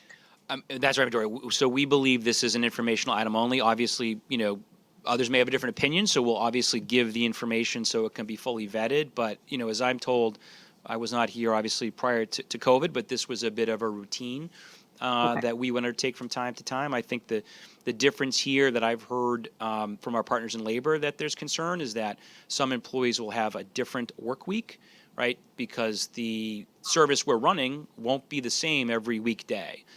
Which is reflective, obviously, of how our customers are riding today. But certainly, we will be very transparent, and wanted to start this process early, given that the pick process starts in late January, early February. This wouldn't go into effect until June, so the committee will have some time to review it. The public as well to comment. But to your specific question, we do not believe this rises to the level of a public hearing. Okay, well, thank you so much for letting us know. I forgot to add one thing, if I may. Go ahead. The construct that you're laying out here, even if it's preliminary, seems to be predicated upon a thought that you will increase weekend service off the backs of midday service, and I don't understand that at all. We just had a whole presentation about speed and the quest to improve service delivery. And I don't understand why weekday service just can't be left the way it is, particularly in light of the fact that you're talking about the very little savings that you'll achieve relative to the overall budget. So why increase weekend service off the backs of midweek service? Why leave it in place? Let kind of build it, they will come. No, I appreciate that, and that's a legitimate point. I think we've built it for a long time, and they haven't come on Mondays and Fridays, and it's reflective of other statistics whether it's office, vacancy rates on Mondays and Fridays, other statistics, what we've seen. We're not and just to your point, I think what we saw was an opportunity, as I mentioned and promised when I started 6 months ago, we were going to look at ridership and let the data follow. It's clear our customers are coming back more frequently on weekends, which is why we're going to have the service. You might ask, why did we pick those 3 lines for weekend service? And the answer is we don't have construction work going on. And so, we brought on Jose LaSalle to really help us provide better weekend service. And part of that is running the service we advertise, right? We have scheduled, I think, very good service in the weekends, but given all the construction impacts, we're not always delivering it. And so there's, to me, a twofold question here for weekend service. One is delivering what we advertise, and then 2, increasing where we can, and that's the genesis of those 3 lines. Without work happening, we can actually go from 10-minute headways to 8-minute headways, which is the proposal.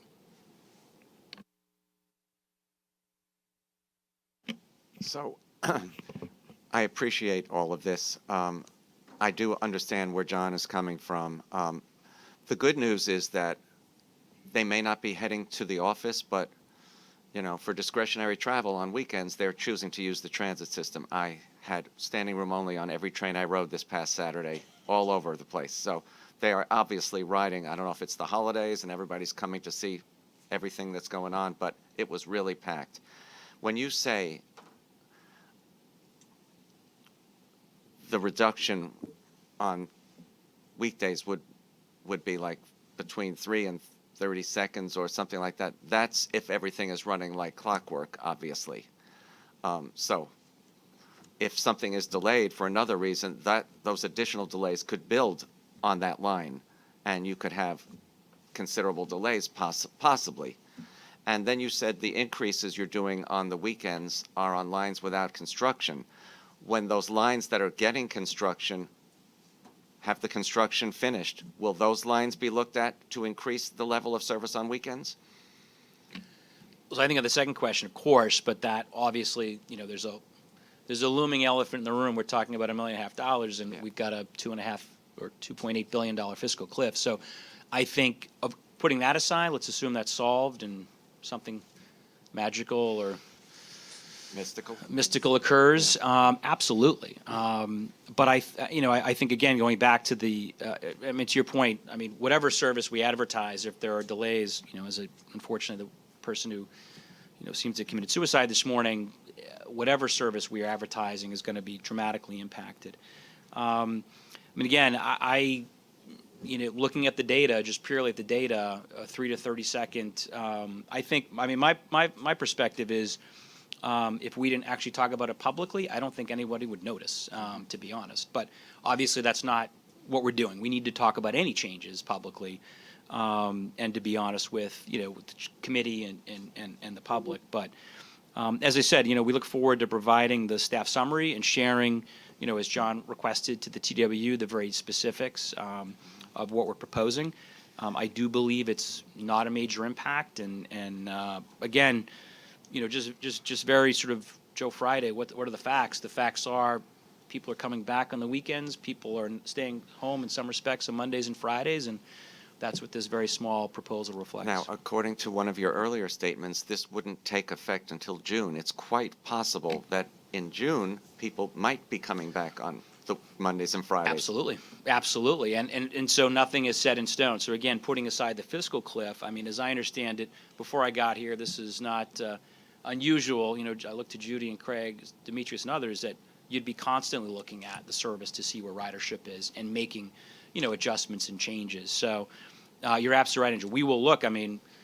If service, if putting again aside the fiscal issue, if service does come back on Mondays and Fridays, or if there are other places where we need to add service, ultimately we're transit people. We love running more service. Any other questions? Okay, if not, we'll move on to Q. Thank you and good afternoon. 2022 was a historic year for accessibility here at the MTA. Earlier in the year, Chairman Lieber presented the 4 core values of the MTA, of which accessibility was one of those values. And that means everything from making our stations and rolling stock infrastructure accessible to those with mobility disabilities, to designing visually accessible digital content, to training and resourcing our employees to provide great customer service to those with disabilities and with access needs. We put our money where our mouth is on accessibility this year and set the stage for the work for years to come. So today I want to take a look back a bit to what we've done this past year and do somewhat of a look forward to how we'll continue to build on this work in the future. Earlier this year, we welcomed our new Vice President for Paratransit, Chris Pangilinan, who is bringing to life a vision for a modern paratransit system that can serve the needs of all paratransit customers. Like Chris, my team and I are working to bring a new, holistic vision for accessibility to everything that we do at the MTA. As I said when I first joined here at my first board meeting, my vision for accessibility is universal, and that includes persons with disabilities, as well as parents and caregivers with young children, aging New Yorkers, and those traveling with luggage or bikes, and many others. We launched several projects and programs this year that support this vision, including our open stroller pilot on buses, which is going very well, if I may add, and the Omni Reduced Fare program, which to date has seen over 9,000 reduced fare customers roll over to Omni. We also accelerated our work to install tactile warning strips on platform edges that don't already have this important safety and accessibility feature. I am extremely pleased to report that the subway department and the subway department's internal construction team has installed tactile strips on more than 25 platforms across more than a dozen subway stations in this year alone. 2 platforms receiving edges at 2 different edges this weekend alone, with many more projects on tap for the coming months.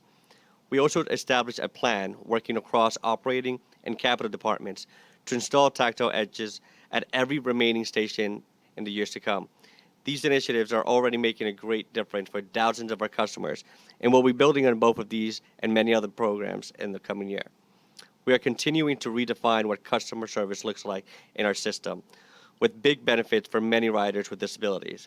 I was proud to join President Davey and others earlier this month to announce the changing role of subway station agent, with agents spending most of their time outside of the booths starting early next year. Having agents more available and visible around our fare arrays and our stations means more eyes and ears to help customers with accessible wayfinding, support customers working to figure out both MetroCards and Omni payment options, report issues with things like elevator outages or auto gates working properly, and more. I see this change as part of the whole suite of infrastructure, technology, and personnel investments we are making to make the system more accessible. By making the AutoGate available for all who need it, piloting wayfinding apps like Navalence, and moving towards the Omni contactless payment system, we are giving all of our customers a whole suite of options available for them to travel with more independence and confidence throughout our system. I am particularly proud that, as part of the transition to this new role, all station agents are going through a multi-day training with major focus on accessibility on how to assist customers with using old and new accessible features in our systems. This follows on a new training for all of our 70,000 MTA employees that we launched early this year, because we want to ensure that all of our colleagues, whether frontline or office-based, are ready to help make our system and work environments feel safe and welcoming for all customers and colleagues. Last, but certainly not least, this summer, we announced an agreement with accessibility advocates to bring the subway systems to 95, we like to say 100% accessibility, over the course of the next 3 decades. We will be meeting with the disability community regularly, reporting on the progress towards our accessibility goals, and taking input on our future plans. And we are well on our way, with 13 ADA projects in this current capital plan moving forward in the last 2 months alone, including a package of 4 station projects going before the board this week. The MTA continues to award ADA projects at a record pace, despite our ongoing fiscal challenges, with more than 30 ADA projects underway at stations across all 5 boroughs. I am particularly proud of the current investments we are making in accessibility at stations in Northern Manhattan and the Bronx, servicing communities from college students to aging New Yorkers, to whom we want to say you can now age in place, and ensuring that we make steady progress towards geographic equity on our accessibility station maps. When we say accessibility is a core value at the MTA, we mean it, now more than ever. We set the groundwork this year for projects and investments that will make our systems more accessible for literally decades to come. And my team and I look forward to working with colleagues across the agency and with riders and advocates to see these projects come to fruition in the years ahead. Thank you. Thank you, Q, and thank you and your team for all the hard work that you've been doing the last year and continue doing in 2023. Any questions for Q? Frankie? No? Okay. If not, we're going to move on. But before we go to our safety and security report, I'd like to welcome new chief, Chief Michael Kempler. Welcome, Chief. Looking forward to working with you and building on the progress that we've made over the past couple of months. Welcome. Thank you very much. You're next. Well, good morning to all, and thank you for having me here today. Let me formally introduce myself. My name is Michael Kemper. I'm the new Acting Chief of Transit for the New York City Police Department. Before I begin, I would like to publicly acknowledge and thank Police Commissioner Sewell for promoting me to this position and having the confidence in me to lead the men and women of the NYPD Transit Bureau, an exceptional group of people who are committed to the task at hand. That's to ensure public safety in the New York City subway system. This meeting is an excellent opportunity for me to introduce myself to you, as I just started in this role on December 6th. I will also discuss the topic of crime in the New York City subway system as we sit here now. Growing up, I always wanted to be a cop, and my dream became a reality over 31 years ago in April of 1991 when I was appointed to the NYPD at 20 years old. I began my career as a patrol cop in the 6-2 precinct and the 7-1 precinct, both in Brooklyn. I was promoted to sergeant on December 20th, 1995, and since then I have served in multiple different ranks and assignments and roles encompassing all 5 boroughs.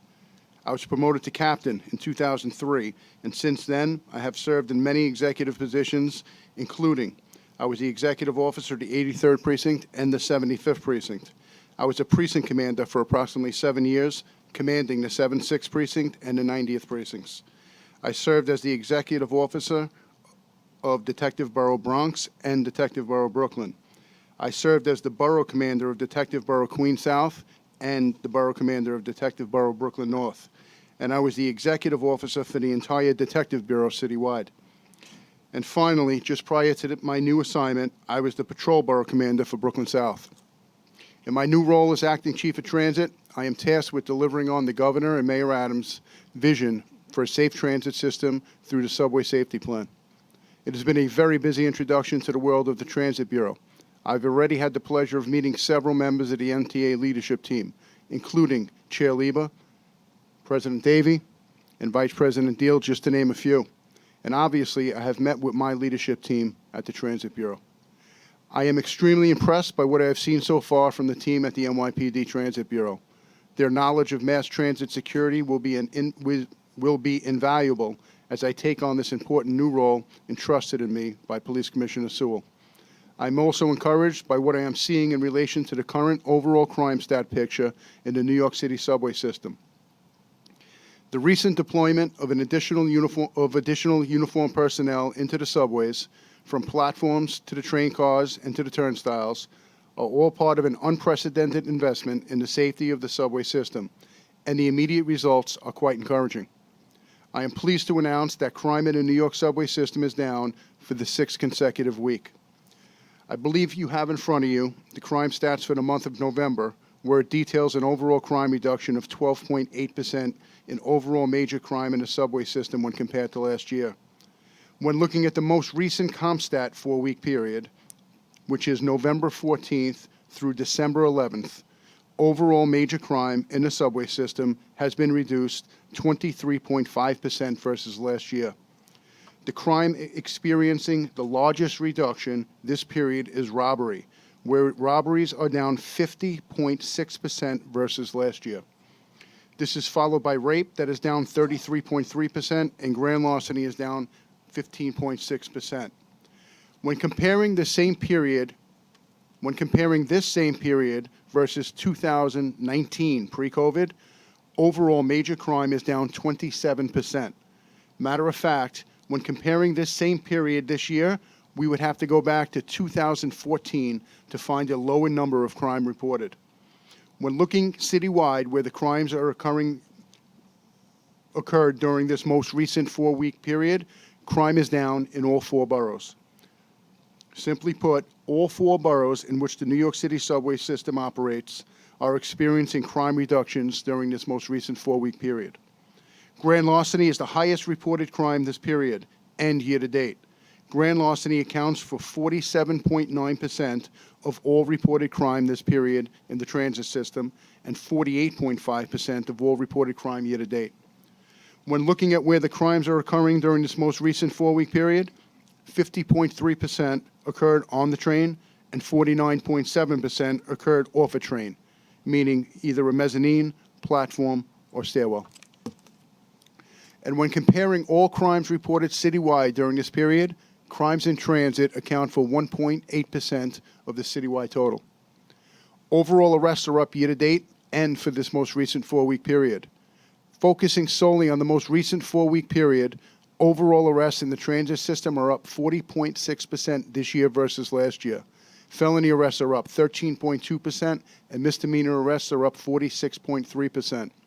Summonses are up year to date and for this most recent period as well. Focusing on this most recent period, tab summonses are up 74.9% versus last year, and criminal court summonses are up 133% versus last year. Year to date, this year versus last year, enforcement action for fare evasion, when combining tab summonses, criminal court summonses, and arrests, has increased 40.2%. So as you can see, between the investment of increased police presence, coupled with a lot of hard work from the men and women of the NYPD, our plan is paying dividends, and our goal is to continue with this trend.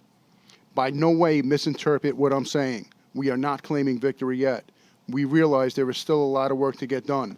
But what I can say, the NYPD is staffed with the greatest cops on earth, and we are committed to continuing to work alongside the MTA, our other partners, and the community we serve to reduce crime further in the subway system. We cannot allow our riders to be subjected to acts of lawlessness, disorder, or violence, and we cannot allow them to feel unsafe. Thank you very much for the opportunity to speak before you today, and I wish each and everyone in this room a happy holidays. Thank you, Chief. We have a question from David Jones. Chief, welcome. I've been concerned for the last 6 years, particularly with summonses for fare evasion, and of the fact 6 years ago I found that 95% of the tab summonses were being issued to people of color, with the understanding that we know that other parts of the system have very serious problems, particularly on the buses, in terms of fare evasion. I'd be interested in knowing the statistics on how the demographics of who's being given tab summonses with the surge.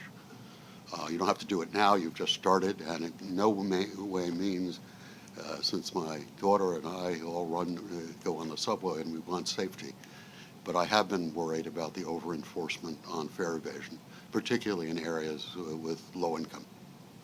Thank you. Understood. I do not have those statistics in front of me, but we don't write summonses based on race, gender, sex. That's not what we do. Matter of fact, I thought an interesting statistic, which is a factual stat that I do have, is 97% of the people that we come in contact with and we stop for turnstile jumping or fare evading, they're released within minutes with a summons. Randy, you had a question? Yeah, good afternoon. Thank you, Chief. Welcome aboard. Thank you. My comments are not subway, but you have colleagues in the city police. And last week, my wife and I were in the city. We took a ride on the M7 bus. I could not believe how violated the bus lanes were. I took pictures and I was sending to Frank and Carol. There was a FedEx truck parked in a bus lane, and the guy was sorting his packages out in the bus lane, how they would be delivered. There is such an abuse. There were places the driver told me he couldn't get close to the curb, and he was thankful that the people who were going to board the bus didn't need for him to extend the ramp to bring a wheelchair, because he said he wouldn't have been able to do it. They were all able to walk to the third lane to get on the bus. there has to be some it is holiday season and there's a lot of deliveries, but something needs to be done so our buses can get where they're supposed to be on time. The trip took 55 minutes to where we were going, and it's scheduled for approximately 33 minutes. So we need to do a better job on getting the enforcement of that they don't violate the bus lanes and trucks and everything. Thank you. Will do. Any other questions for Chief? Thank you, Chief. Looking forward to working with you. Thank you. Lou, you're next. Yes, thank you. The New York City Transit procurement package includes 3 actions in the estimated amount of $27.1 million. The first is an award of a competitively solicited 5-year miscellaneous service contracts that includes a 5-year option for the removal and disposal of obsolete subway and rail cars. This is a multi-agency contract addressing the combined needs of New York City Transit, Long Island Railroad, and Metro North Railroad. The award for New York City Transit will be to Sims Metal in the estimated amount of $9.4 million. The award for Long Island Railroad and Metro North will be to Frontier Industrial Corporation in the estimated amounts of $3.1 million and $4.02 million, respectively. After evaluation of the technical proposals, the selection committee determined that both Frontier and Sims were technically qualified to perform the work. Pricing is based upon a fixed price per car for the transportation, dismantling, scrapping, abatement, and disposal, where the credit for scrap material will be netted against the overall price for the car disposal. The contract, including the option to extend for an additional 5 years, totals $16.6 million. The next item is the modification of a contract with Theradynamics Rehab Management, which provides eligibility assessment services for both paratransit and the reduced fare unit. This modification will add a second assessment center in Brooklyn in the total estimated amount of $4.1 million for a base of 4 years with a 2-year option. The December 2021 board approved the award of 3 competitively solicited contracts to provide assessment centers in Brooklyn, the Bronx, and Staten Island, as well as Queens. Theradynamics received a contract to provide this service for the Bronx and Queens. As 2 locations are required for Brooklyn, efforts continue to identify and procure an additional Brooklyn location, which this modification will provide. Incumbent providers were invited to propose a Brooklyn location, with the offering from Theradynamics being the most favorable, considering facility location and pricing within the competitive range. The facility, located in Bedford-Stuyvesant, is convenient to North Brooklyn areas such as downtown Brooklyn, Williamsburg, and Greenpoint. Pricing is based on a per-assessment rate for each assessment category for both paratransit and reduced fare. The remaining item, Frank mentioned this earlier and stole my thunder to the extent there's thunder associated with a fuel management system, is a ratification of an immediate operating need for an award of a contract to S&A Systems. This will consist of 78 terminals, operating software and hardware, and warranty of the system for a period of 5 years in the estimated amount of $6.3 million. The existing fuel management system in use by Department of Buses and MTA Bus Company has exceeded its useful life. And as Frank indicated, the operating life of the new system will be 20 to 25 years, and it uses a universal design well established in the industry in both the public and commercial trucking sectors. An industry outreach was conducted to identify companies that provide fuel management systems. It resulted in 2 companies participating in a pilot program that was installed, and their systems were installed and evaluated by New York City Transit, with the system from S&A, the FleetWatch system, deemed superior, and negotiations were conducted considering the scale of this project. Favorable pricing was obtained, deemed fair and reasonable, and a most favored customer clause was provided by S&A. And as Frank indicated, the systems will be installed in each of the New York City Transit and MTA bus depots over a 2-year period. I submit these procurements for board approval. Lou, I have a question on the first one. Yes. So Sims is going to do away with the New York City Transit cars? Yes. And Frontier is going to do, The, why couldn't they do, go ahead. Well, there are some differences in the process that each company uses. Sims, and as well as other companies that were attracted to this, was absolutely not interested in doing the cars for the railroads. And why is that, do you know? As I said, their process is different. They lacked familiarity with those cars, and as much as we aggressively tried to pursue them to do it, they wanted no part of it. Frontier is currently doing work for the railroads under an existing contract, and we were able to negotiate with them to get a more favorable price than what we're currently paying.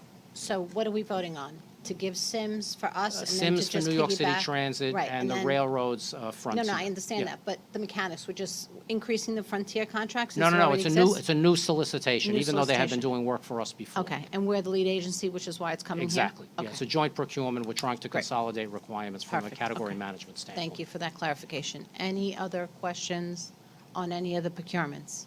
If not, do I have a motion to move the procurements? Second? Okay, so moved. Thank you. Okay, I need a motion to adjourn the meeting so we can move on. Second? All those in favor? Great, let's go. Diversity starts now, right?